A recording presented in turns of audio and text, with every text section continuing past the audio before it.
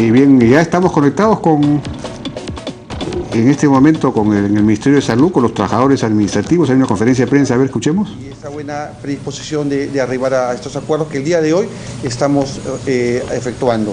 La huelga acaba de concluir y esperemos pues que los trabajadores que venían acatando esta medida se reincorporen a la brevedad posible a su centro de trabajo. Muchas gracias. Estamos en vivo para Canal Ellos. Exactamente cuáles son los puntos que constan en el acta, qué acuerdos han llegado. Bueno, lo que hemos llegado a los acuerdos son lo que es el punto principal de la FENUCSA referido al tema de los administrativos, que son el número de 15.000, de seguir trabajando en la mesa de diálogo que tenemos con la PCM para continuar y elaborar y abordar este tema, este problema. Lo que pide el gremio de FENUCSA es que dichos trabajadores formen parte de la reforma.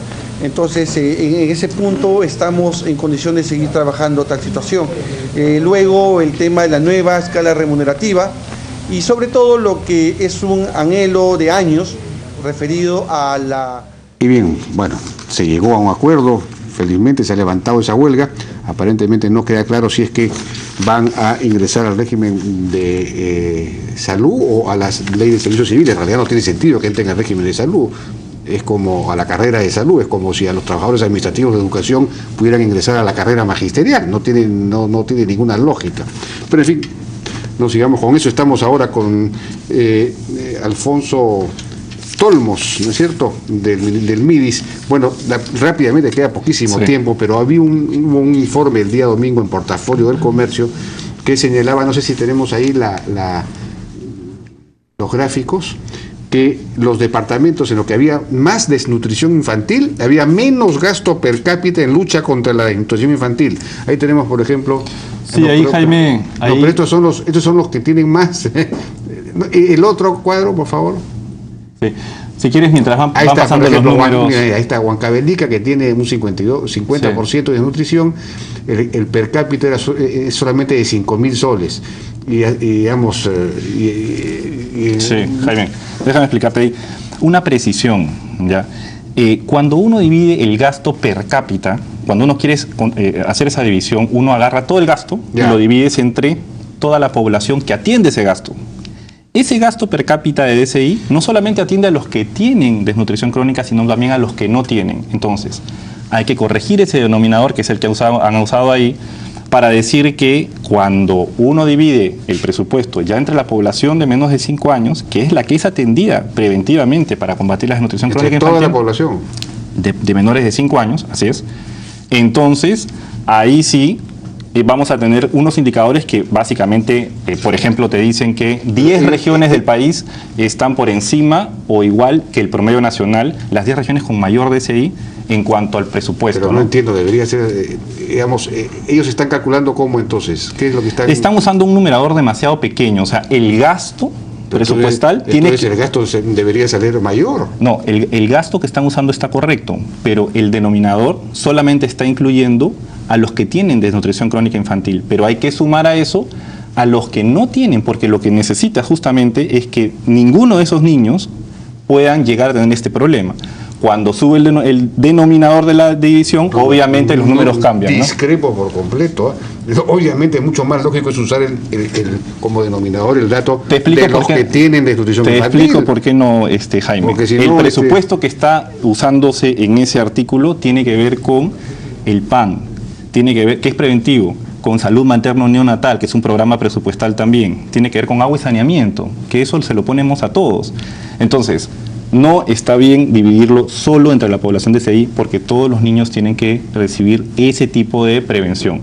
Ahora, sin embargo, y eso es importante porque si no, y mira el resultado que ocasiona, no solamente hemos bajado en DCI como país, sino que las brechas se han acortado. ¿Se han acortado las brechas? Así es. El resultado de la ENDES dice que la DCI rural ha bajado mucho más que la DCI urbana. Antes la diferencia entre la desnutrición crónica infantil urbana y la rural era de aproximadamente 20 puntos porcentuales. Ahora es alrededor de 10 puntos porcentuales en los últimos 5 años. O sea, no solamente se ha bajado la DCI, sino que además se ha bajado la brecha también. Eso es bien importante precisarlo y que todo el mundo entienda que acá hay un resultado concreto también de desigualdad. Ahora, Jaime, esta reducción en brechas no solamente ha sido posible gracias a un enfoque muy fuerte en presupuesto por resultados, por ejemplo. O sea, en enfocar justamente los gastos en aquellos resultados que son los más convenientes para esa población, ¿no? Y en ese sentido, por ejemplo, tienes el PAN, el Programa Articulado Nutricional, como te decía, ¿no? También el Programa de Salud Materno-Neonatal y el Programa Nacional de Saneamiento Urbano, Saneamiento Rural.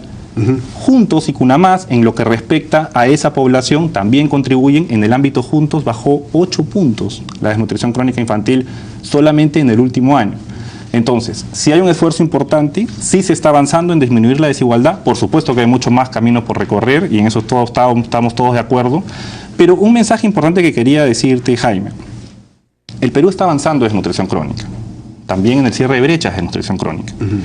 Pero hay que dar una mirada más integral todavía al niño de 5 años. No es suficiente medir su desnutrición crónica, porque hay otros aspectos que tienen que ver con aspectos, por ejemplo, más emocionales, como el apego, la relación afectiva entre la madre, el niño, el padre, el niño, la comunidad y el niño. Y porque todo esto revierte en que el niño finalmente a los 5 años, si no ha desarrollado ciertas habilidades... ¿Pero en eso están interviniendo? ¿En el apego? Estamos comenzando a hacer una política junto con los Ministerios de Educación, Salud, Ministerio de la Mujer y Poblaciones Vulnerables y MIDIS, conversando también con el Ministerio de Economía, obviamente, y aquellos otros ministerios que también van a jugar un rol importante, como el de Vivienda o como el de Agricultura más adelante. Estamos desarrollando y vamos a lanzar próximamente la política de desarrollo infantil, que incluye la desnutrición, o sea, sigue fomentando los temas de desnutrición crónica infantil, pues son fundamentales, pero incluye otros aspectos para que el niño alcance las funciones ejecutivas también. ¿Qué es esto, Jaime? Muy importante. Si a los 5 años una persona no alcanza estas habilidades, que son más complejas, entonces se va a quedar con ese nivel de habilidades hasta los 85 años. Y esas habilidades tienen que ver, como por ejemplo, con representar, planear, ejecutar, evaluar lo que el niño mismo va haciendo, que el niño pueda tener esas capacidades. Eso sí es cierto que la desnutrición crónica ayuda, pero también es cierto que las cuestiones relacionadas con el apego, con la explosión del vocabulario y con estas funciones más complejas que tienen que ver con la memoria, con el autocontrol y también con otros aspectos que se llaman las funciones ejecutivas, tienen que lograr. Eso me parece interesantísimo y te comprometo a una nueva conversación más en profundidad sobre este asunto, porque ya desgraciadamente nos hemos pasado el tiempo. Ojalá que no pasemos de esta o de la siguiente semana para profundizar en esto, porque además interesa saber, por ejemplo, si los gobiernos locales y los alcaldes están comprometidos con esto, entienden el tema, etcétera, etcétera, porque no es solamente un asunto de Esto es una campaña, obviamente, esto es una campaña en la que hay que difundir y por eso te agradezco mucho la oportunidad que nos das de comenzar a difundir estos aspectos también. Solamente decir que el presupuesto 2013 se está invirtiendo en desarrollo infantil 7.204 millones de soles, 36% más que en el presupuesto del año pasado, en las principales intervenciones. Eso es muy importante. Sobre eso, ver en qué se gastan esos 7.000 millones, es un montón de plata. Es un montón de plata, pero enfocada en resultados. Muy bien. Sobre eso vamos a conversar entonces próximamente, te comprometo. Muchas gracias. Bueno, gracias. A Alfonso Tolmos, director general de políticas del Ministerio de Inclusión y Desarrollo Social. Nos despedimos hasta el día de mañana. Muchas gracias por su compañía. Buenas noches.